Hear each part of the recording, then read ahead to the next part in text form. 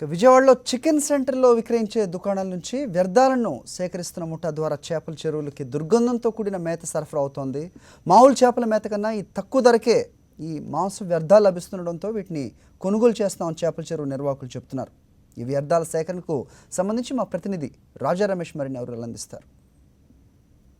చేపల చెరువులన్నింటినీ కూడా పూర్తిగా కోడి వ్యర్థ పదార్థాలను ఉపయోగించి వాటిని మేతగా వేస్తూ చేపలను పెంచుతున్న పరిస్థితి కనిపిస్తుంది. ఇవి తింటే చాలా అనారోగ్యమైన పరిస్థితులు వస్తాయని సర్వత్రా కూడా ఆందోళన వ్యక్తమవుతున్న నేపథ్యంలో ఈ చేపల చెరువుల నిర్వాహకుడు మనతోటి ఉన్నారు. చెప్పండి, ఈ చేపల చెరువులకు సంబంధించి ఎందుకు మీరు ఈ రకమైన కోడి వ్యర్థ పదార్థాలను ఉపయోగిస్తున్నారు? అసలు సాధారణంగా మీరు ఏ రకమైన చేపలను ఇక్కడ 3 రోజులు పట్టేస్తున్నామండి. అంతకుముందు మొక్కజొన్నలు ఆడించుకున్నామండి, బిలేట్లు వేస్తున్నామండి. అవి అయిపోయినాయండి. మొక్కజొన్నలు కొద్ది సీజన్ ఆగాలన్నారండి, అయిపోయినాయండి. కోడ మెత్త సరిపోతే ఇవ్వనన్నారండి. ఈసారి 4 రోజులు పట్టి మేము దీన్ని వాడుతున్నామండి. మళ్ళీ రేపు వస్తుందని మాకు చెప్పారండి మిల్లు అయినా.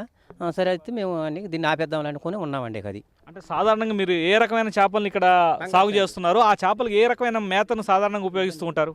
దానికి మేపటం డిఏపి తోడు వేస్తామండి, మొక్కజొన్నలు అండి ఆడించేస్తాము, తర్వాత బిలేట్లు వేస్తామండి. ఆ 3 రకాలు వేస్తామండి. ఇది 4వదండి. ఇది అంటే ఇప్పుడు మీరు ఈ చేపలకు వేస్తున్న ఇది చూసినట్లయితే కొంచెం ముందుకు వస్తే మీకు కనిపిస్తున్నాయి కదా, ఈ రకమైన దీంట్లో ఏమేమి ఉన్నాయి, ఇందులో ఎక్కడి నుంచి ఎలా సేకరిస్తారు? కాడు, తలకాయలు అండి, తోలండి, 3 ఉన్నాయి. నీళ్ళు పోసి ఉడకపెట్టామండి. సో ఇవన్నీ కూడా మీరు ఎక్కడి నుంచి సేకరిస్తున్నారు? మామూలు విజయవాడ సిటీలోంచి వస్తారండి, మేము వెళ్ళమండి. ఏంటి మా ఉన్నాయని అంటే మరి మేత లేనప్పుడు రండి అని 3-4 రోజులు పట్టి మేము ఫోన్ చేసాము. ఫోన్ కూడా చేయలే, వాళ్ళే వచ్చారు. సరే కలుసుకున్నారు, వచ్చారు, రండి అన్నాము. రండి వేసారండి. రోజుకి 5 డబ్బాలు పట్టి నిన్న మట్టు 10 డబ్బాలు వచ్చింది. అది వేసామండి. ఇక రేపు ఆపేస్తామండి. ఇది ఇటు డబ్బా ఎంత కొంటారు మీరు? 200 కొంటామండి ఇక్కడికి వచ్చినప్పుడు. వీటిని కింద మీరు మంట కూడా పెట్టి వీటిని వేడి చేస్తున్నారు కదా, దీని నుంచి ఒక ఆయిల్ లాంటి పదార్థం కూడా వస్తుంది కదా, ఇదంతా కూడా మీరే సప్లై చేస్తారా, వాళ్ళు వచ్చి తీసుకెళ్తారా? ఆయిల్ బయటకు వెళ్దండి, చెరువులేసేస్తామండి. అది మా బయటకి ఆయిల్ తీయటం గీయటం ఉండదండి. అది ఆయిల్ లెక్క కాదండి, మాకు ఈ సమురు అండి. అది ఆ సమురు మేము బయటకు తీయండి, పడవలో తోడికెత్తామండి. చేపలే తింటాయి బయట. అంటే మీరు ఇటువంటి అంటే చాలా దారుణమైన వాసన కూడా, చాలా భయంకరమైన వాసన వస్తుంది కదా, ఇటువంటి వాసన ఉన్న పదార్థాన్ని తినటం వల్ల ఈ చేపలకు ఏ రకమైన జబ్బులు వచ్చి అవి తిన్న వాళ్ళకు జబ్బులు వచ్చే అవకాశం లేదా? రాదండి, కోడి వేస్ట్ జబ్బు రాదండి, ఎవరికి రాదు. అయితే ఇక్కడ మన ఏరియాలో తినము, మనం అమ్మం ఇక్కడ అసలు ఇడిగా. మామూలుగా మనం సంవత్సరం 2 మాసాలకి పడతామండి. 2 మాసాలు అయిపోయినాక కలకత్తా వెళ్ళిపోద్దండి ఐస్ బేరానికి.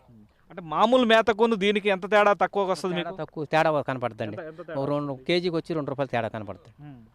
అది వచ్చి కట్ట వచ్చేమో 25 కేజీలు కట్టండి, 1000 రూపాయలు. ఇది మరి లెక్కేసుకుంటే డబ్బా వచ్చి 200 కదండి, దాన్ని బట్టి టాలీ చేసుకోండి. అంటే ఇటువంటి దుర్గంధభరితమైన వ్యర్థ పదార్థాలను చెరువులో వేయటం వల్ల చెరువులో నీళ్లు కూడా కలుషితమయ్యే పరిస్థితి ఉంది కదా. దీన్ని ఓడేది ఉంటే అలాగే కలుషితం అవుతాయి. వాడం కాబట్టి మాకు దీనికి ఇప్పుడు కవలేదు కదండి, మాకు నీళ్లు తెల్లగానే కనబడుతున్నాయి సార్. అందుకేనండి, అంత తప్పనిచ్చి మేమేది లేదండి. అంటే